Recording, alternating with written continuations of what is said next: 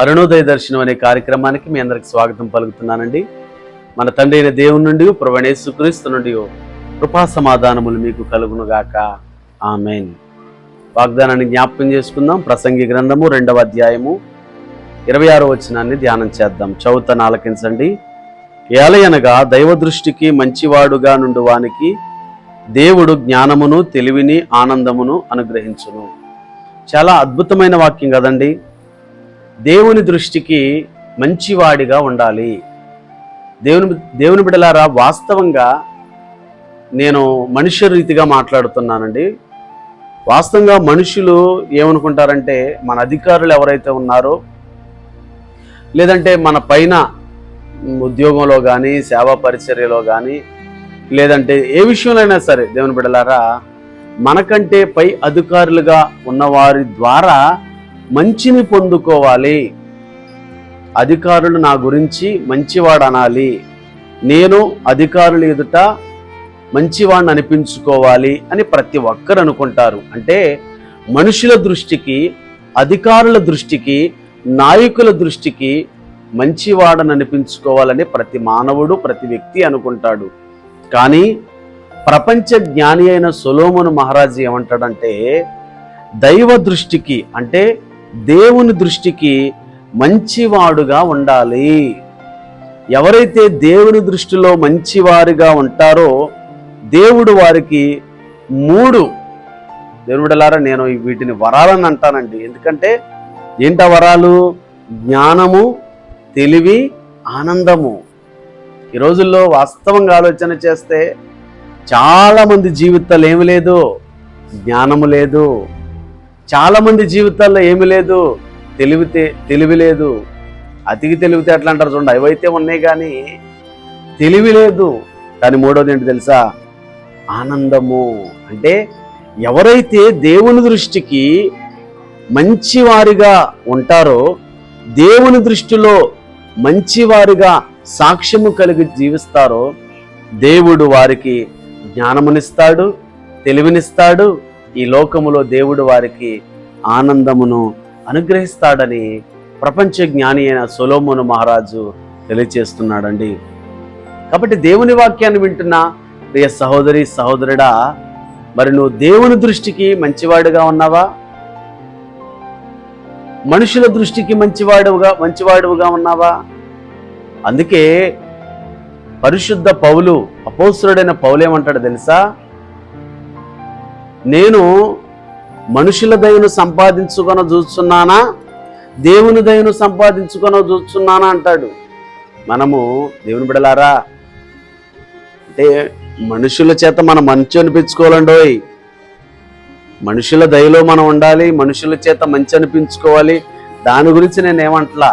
కానీ మనిషి ఏం చేస్తున్నాడో తెలిసి ఈరోజు మనుషుల చేత మంచి అనిపించుకోవడానికి, మనుషుల దృష్టిలో ఉండడానికి మనుషులు నటిస్తున్నారండి. అందుకే లోకమే నటనాలయం, జీవితమే రంగుల వలయం.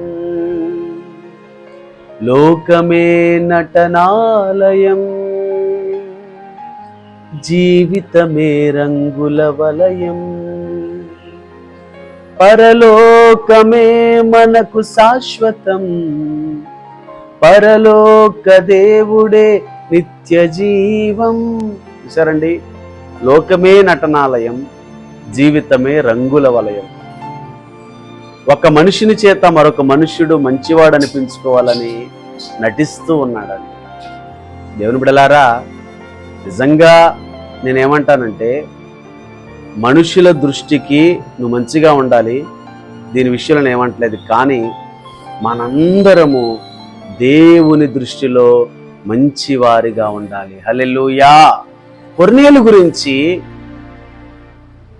గురించి దేవుడిస్తున్న సాక్ష్యం ఏంటంటే, కొర్నేలి నీవు చేసిన ధర్మ కార్యములు దేవుని దృష్టికి, దేవుని సన్నిధికి జ్ఞాపకార్థముగా చేరినవి. Praise the lord. అంటే మన కార్యాలు, మనం చేసే పనులు, మనం కలిగి ఉన్న జీవితము దేవుని దృష్టికి మంచిగా ఉండాలి. అలా ఉంటే ఈ లోకములో నువ్వు జ్ఞానవంతుడుగా ఉంటావు, తెలివి కలిగిన వానిగా ఉంటావు.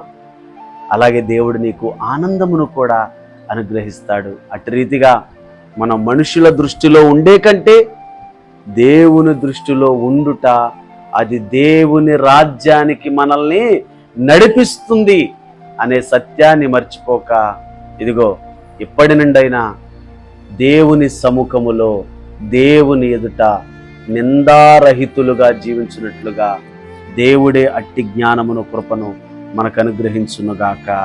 ఆమేన్. మీ కొరకు ప్రార్థన చేస్తాను. పరిశుద్ధుడా, ప్రేమాస్వరూపైన మా దేవాని పాదములకు వందనాలు ప్రభువా. ఇదిగో విత్తబడిన వాక్యాన్ని బట్టి నీ నామాన్ని కనపరుస్తున్నానయ్యా. అయ్యా, ఇదిగో దేవుని దృష్టికి, దైవ దృష్టికి ఎవరైతే మంచివారిగా ఉంటారో దేవుడు వారికి ఇదిగో జ్ఞానమును, తెలివిని, ఆనందమును కలుగజేస్తాడని ప్రభా సొలొమోను మహారాజు ప్రసంగి గ్రంథంలో సెలవిస్తున్నాడయ్యా. నిజమే ప్రభా, మనుషుల దృష్టిలో మేము ఎలా ఉన్నామన్నది ముఖ్యము కాదు నాయన. దేవుని దృష్టిలో మేము మంచివారముగా ఉన్నామా లేదా అని పరిశీలన చేసుకొని నీ దృష్టికి నిందారహితులుగా, నీతిమంతులుగా, యథార్థవంతులుగా, పరిశుద్ధులుగా మేము జీవించే భాగ్యాన్ని దయచేయండి అయ్యా. ఎంతమంది అయితే ఈ వాక్యాన్ని విన్నారు నాయన, ఈనాటి నుండి ప్రభా మేము నీ దృష్టిలో ప్రభా మంచివారిగా, సాక్ష్యము కలిగిన వారిగా జీవించే భాగ్యాన్ని దయచేయండి. అనారోగ్యాలతో ఉన్న వారిని స్వస్థపరచండి. బలహీనులకు నాయన విడుదల దయచేయండి. లేవలేని స్థితిలో ఉన్న వారిని ప్రభా మీరు వారి పరిస్థితుల నుండి లేవనెత్తండి ప్రభా. అప్పులలో, ఆర్థిక సమస్యలు, అనారోగ్య సమస్యలతో ఉన్న వారికి విడుదల దయచేయండి. చదువుకునే బిడ్డలకు జ్ఞానం ఇవ్వండి. వ్యాపారాలు చేసుకునే వారిని దీవించండి. వ్యవసాయాలు చేసుకునే వారిని దీవించండి. అందరి మీద నీ కరుణా కటాక్షాలు సమృద్ధిగా మీరుంచి నీ ఉన్నతమైన కృపతో నింపమని యేసు నామమున ప్రార్థిస్తున్నాము తండ్రి. ఆమేన్. God bless you all. దేవుడు మిమ్మల్ని, మీ కుటుంబాలను దీవించును గాక. ఆమేన్.